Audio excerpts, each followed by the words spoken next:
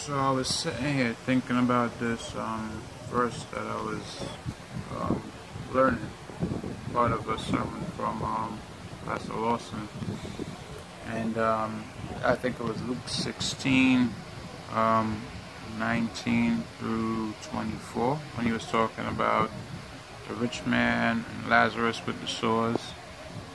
And the rich man died, Lazarus died. Lazarus went to Abraham's bosom, and the rich man, he died and opened his eyes in hell, being in torment. And I think that's so important because it's like, I don't know what people think comes after death. It's like either they think nothing comes after death, or everybody's going to heaven. It's like one big party, no matter what you do, no matter what happens, it's like, when you die, like, yeah, I'm going to that big party in the sky kind of attitude. And it's wrong, I don't understand why is everybody that stupid? Is everybody thinking that that's the place they're gonna go? And if you haven't lived your life in a certain way, lived up to a certain standard of the Lord, why would you think that you're going there? Let's just start there.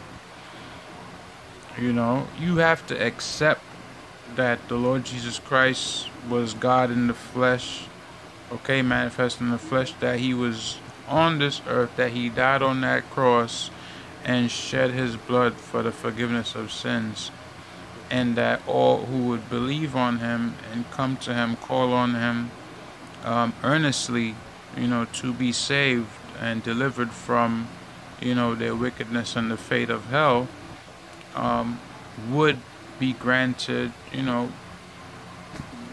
name to be written in the book of life. So if that's, going by the book, then why would you think that you could just live your life however you want to, and then in the end, because you gave money in church on Sundays, or you did, you gave money to a homeless person, you helped your neighbor move their furniture, like, these things are not gonna get you into heaven.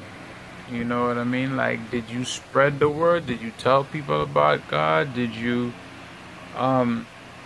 like what I do is I buy like tracts with my own money and, pass them out every now and again, or, put them on people's cars, stuff like that, put them under the wipers so when they come they'll see them. And like sometimes I put them places and just stood around to see people's reactions. Some people pick them up, flip through them, put them back down. Some people take them, look at what it is, throw it on the ground, keep it moving, like, so you're gonna do that, and then let's say you die, so God's gonna say what to you? What do you think he's gonna say to you? Like, you were given an opportunity to know about him, and you decided not to take that opportunity. So then your place is hell.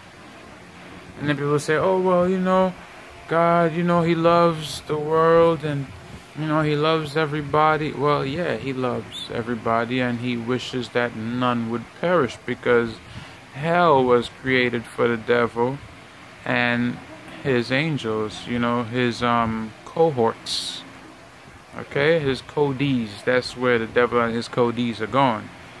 But if you decide that, you're just going to live your life however you want to, live by your own rules, the whole do as thou wilt mantra, then why would you think that you would go anyplace else but hell? Like, that's what you're writing for yourself. You're the one keeping yourself out of the book of life. Everybody that is born eventually dies. It's something that you have to accept. And I think that, people are so, self-centered, self-righteous, self-everything.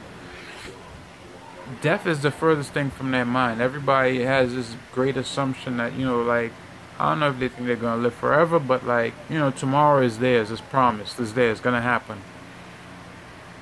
And I'm not like that. I mean, I know, the protection of the Lord is on me. I pray daily. I don't know how many times I pray. I don't know. I try to pray as often as I can. I mean, I have children that I want the Lord to protect. My mother, my father, myself. I'm always on the road driving, walking. Anything can happen at any time. And I feel like I want that protection from the Lord. I don't know when my time is. But when my time comes, I want to be fully prepared. And that's what it's all about. So I would advise anybody that's not sure of their salvation, or anybody that wants to know for sure that they're saved, have you accepted the Lord Jesus Christ as your Savior? That's number one. Do you believe that He came in the flesh? Do you believe that He's God manifest in the flesh? Okay? Once you have done these things, then slowly your life should be turned around. It's not like, okay, I accept God, I ask Him to come in my life and work in my life because I know my own self-righteousness is not going to save me, and then the next day you become a sinlessly perfect person. Nope. Nothing could be further from the truth. It doesn't happen that way. You see, because now we live in the flesh, and you're bound to sin. But you don't. You have to try your best not to go out and do it purposely. And it's hard to live a life full of sin and then, find out about Jesus and then find out about being saved and just change the next day. It is difficult, especially if you lived a lifestyle that was, filled with lust and partying and drugs and whatever else. It'll change, but it'll take time, and you have to be patient and you have to pray a lot. I can't stress that enough. You don't just pray in the morning and when you wake up and the night before you go to sleep. You pray every chance you get. You have a chat with the Lord as often as possible. You sit down in the toilet, you start praying.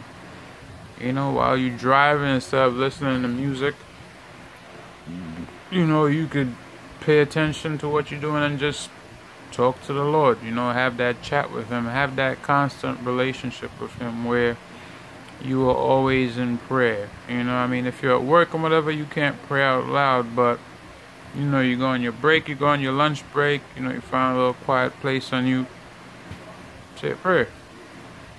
It's that simple.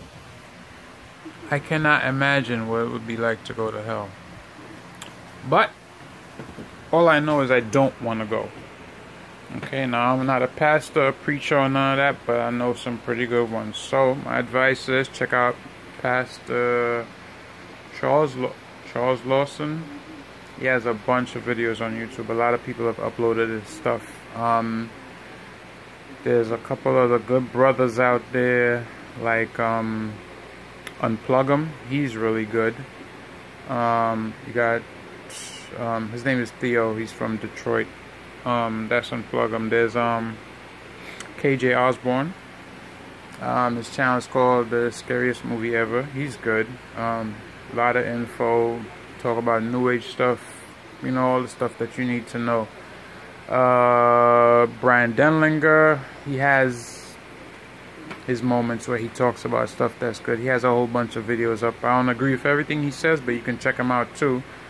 Also, Pastor Michael Hargett. He has a bunch of good stuff up there. Talks about the New Age and Illuminati, giants, demon possession, all that kind of stuff. There's a bunch of information out there, and all you have to do is take the time to research it. If you can sit down in front of the TV for hours or go to a movie and sit there for hours, then you can take some time just like that to edify yourself. Pick up your Bible. Don't buy anything else but a KJV, King James Version. Do not buy the new King James. Do not buy the NIV, American Standard. Don't buy none of that stuff. Take my advice. Buy yourself a King James Version. You know what I'm saying? And it's not about being King James Version onlyist or being in a cult or nothing like that. The KJV is the inspired word. You read it and it will condemn your sins, and you will know that the things that you've been doing all your life are wrong. I mean, it doesn't matter what it is. You're having sex outside of wedlock, you're fornicating, you're cheating people, whatever it is. I mean, you're constantly lying about different things, you know, whatever it is, you know. There's so many things out there that are abominations to God. The whole transgender movement, I mean, blasphemy. You know, it's blasphemy. You know how much blasphemy is on television now, where people are saying God is a woman? I mean, they even put it in cartoons. There's so much garbage out there. You know, it's hard to put it all in a video. And I mean, this is not like something I prepared notes for or anything like that. I just picked up my phone and started recording because I felt compelled to. So I hope people would, you know, take some of my advice and do these things. It will be for your benefit. God bless, and I'll sign off for now.